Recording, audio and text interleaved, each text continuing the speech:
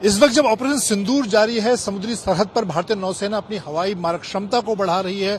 इस वक्त हम गोवा में मौजूद हैं, जहां पर नौसेना प्रमुख एडमिरल दिनेश त्रिपाठी ने जो नया हेलीकॉप्टर है MS-60 रोमियो, उसकी नई स्क्वाड्रन को शामिल किया है। किस तरह से आप इसको देखते हैं? खासतौर से इसकी एक स्क्वाड्रन पहले कोच्चि में स्थापित हो चुकी है और ये स्क्वाड्रन किस तरह से भारतीय वायुसेना की जो एयर पावर है उसको बढ़ाई?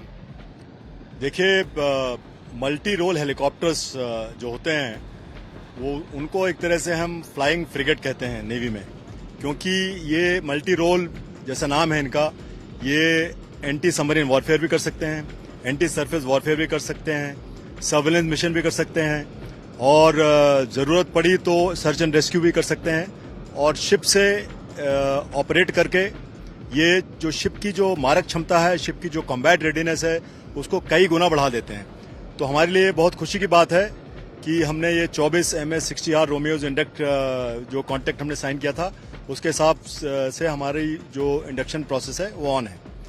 जो 2024 मार्च में हमने एक स्क्वाड्रन जो कमीशन किया था कोचीन में, वो ट्रेनिंग स्क्वाड्रन था। ऑब्वियसली सबसे पहले ट्रेनिंग जरूरी है, जिससे कि जो पायलट्स हैं और उनके जो मेंटेनर्स हैं उनको अच्छी तरह से सीख मिले, जिससे कि जब ये हेलीकॉप्टर्स कॉम्बैट प्लेटफॉर्म से जाके उतरें तो पूरी तरह से इफेक्टिव हों फ्रॉम डे वन।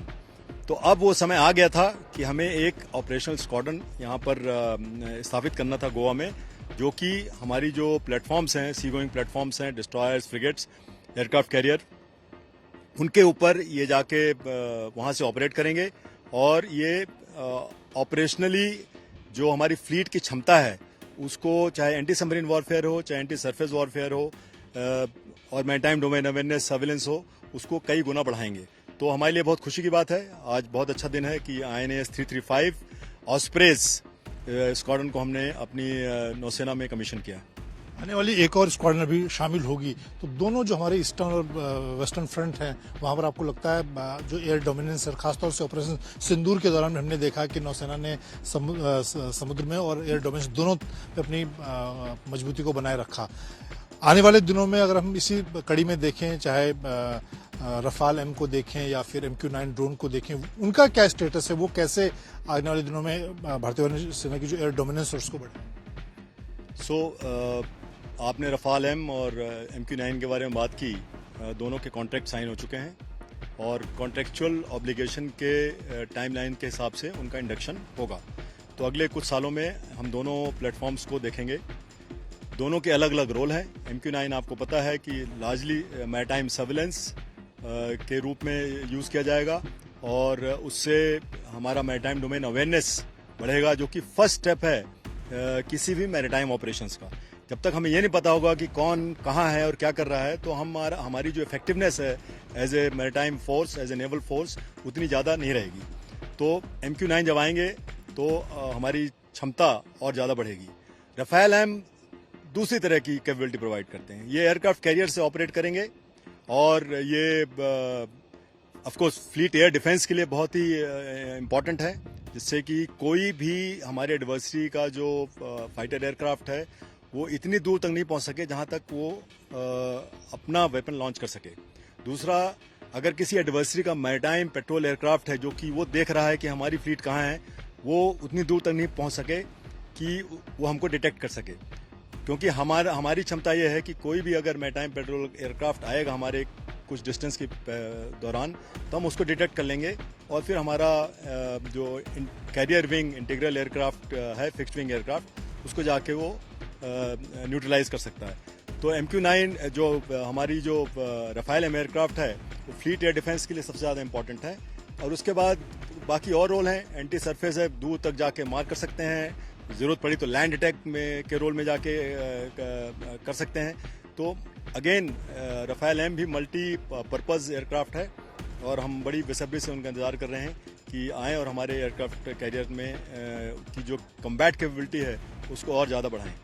आपने अभी हाल में नौसेना दिवस के मौके पर कहा था कि भारतीय वायुसेना नौसेना आत्मनिर्भरता के साथ तेजी से बढ़ रही है। आपके 50 से ज्यादा जो शिप हैं इस वक्त बन रहे हैं देश के अंदर, और 2035 तक 200 करने की आपकी क्षमता है। जी बिल्कुल, हमारा तो ये स्टेटेड विजन है कि हम 2047 तक फुली आत्मनिर्भर नौसेना बनना चाहते हैं और उस पर हम काम भी कर रहे हैं। आपको पता है 51 शिप्स अभी अंडर कंस्ट्रक्शन हैं हमारे वेरियस शिपयार्ड्स में हो, चाहे वो डीपीएससीज हों, पीएससीज हों या प्राइवेट शिपयार्ड्स हों, और सभी 51 भारत में ही बन रहे हैं। और जितने उसके अलावा हमारे पास 75 शिप्स और सबमरीन्स की और एक्सेप्टेंस ऑफ नेसेसिटी है, जो भी वो भी भारत में ही बनेंगे। तो इससे एक तो ऑब्वियसली हमें फ़ायदा हो रहा है क्योंकि सब भारत में बन रहे हैं, तो उनका जो स्पेयर पार्ट्स वगैरह मैनेजमेंट इजी हो जाता है। बट दूसरा है कि इसकी जो मल्टीप्लायर इफेक्ट है हमारी देश की इकॉनमी के लिए, हमारे शिपयार्ड्स के लिए, वो और उसमें जोड़ती है। तो मुझे बहुत खुशी है एज ए नेवल चीफ कि हमारी आत्मनिर्भरता की जो कोशिश है वो बहुत आगे बढ़ रही है। प्लेटफॉर्म्स जितने, जैसे मैंने बोला, शिप्स और सबमरीन्स में एक दो चीज़ें हैं जो अभी हम काम कर रहे हैं, चाहे वो इंजन्स हों, उस पर भी हमारी कोशिश चल रही है कि किस तरह से इसको भारतवर्ष में बनाया जाए। और उसको मैंने अपनी प्रेस कॉन्फ्रेंस में आपको बताया भी था कि चाहे वो डीजल इंजन हो, चाहे गैस टरबाइन इंजन हो, शिप्स और सबमरीन्स के लिए उसको भी भारत में। और मुझे पूरा विश्वास है कि जिस तरह से हमारी कैपेबिलिटी है, जिस तरह से हमारा डिफेंस इकोसिस्टम बढ़ रहा है, जिस तरह से बहुत सारे यंग पीपल इस इकोसिस्टम से जुड़ रहे हैं और अपनी कैपेबिलिटी, टेक्नोलॉजिकल कैपेबिलिटी दिखा रहे हैं, तो ये बस मुझे लगता है कुछ सालों की बात है कि हमारे देश में ही ये इंजन्स बनना शुरू हो जाएंगे। एक सवाल सर, हमारी जो दोनों सरहद हैं, समुद्री पूर्वी और पश्चिमी, वहाँ पर चाहे हम युद्धपोत की बात करें, तैनाती की बात करें या फिर अब एयर डोमिनेंस की बात करें, आप कितने संतुष्ट हैं दोनों मोर्चों की तैयारियों को लेकर? किस चीज़ के लिए? सॉरी, मैंने कहा कि पूर्वी और पश्चिमी सरहद पर चाहे हमारे युद्धपोत जो तैनात हैं और अब एयर डोमिनेंस की हम बात करें, जो हमारे एयर एसेट हैं, आज जो MS-60 रोमियो हेलीकॉप्टर हों और हमारे जो एसेट हैं, उसकी तैनाती से कितने आश्वस्त हैं आप निगरानी को लेकर? देखिए, हमारी कोशिश यही है और हरदम रहती है कि हमारे एरिया ऑफ इंटरेस्ट में जो कुछ भी हो रहा है उसकी पूरी जानकारी हमें हो। आपको पता है कि समुंदर 71% जो इस प्लेनेट का है उसमें 71% समुंदर है।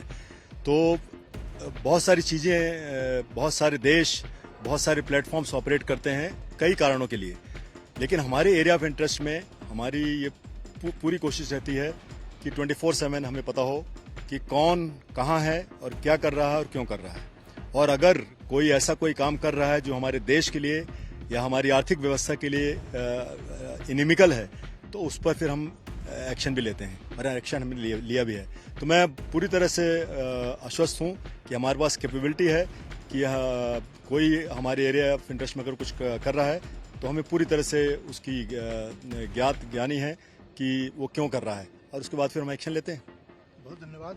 नौसेना प्रमुख एडमिरल दिनेश त्रिपाठी का कहना है कि समुद्र की जो दोनों सरहद हैं, चाहे पूर्वी और पश्चिमी की बात करें, और भारतीय नौसेना की लगातार नजर बनी होती है, और खासतौर से अगर आत्मनिर्भरता की बात करें तो उस दिशा में भी नौसेना में तेजी के साथ काम हो रहा है। कैमरामैन कृपाल सिंह के साथ मंजीत नेगी,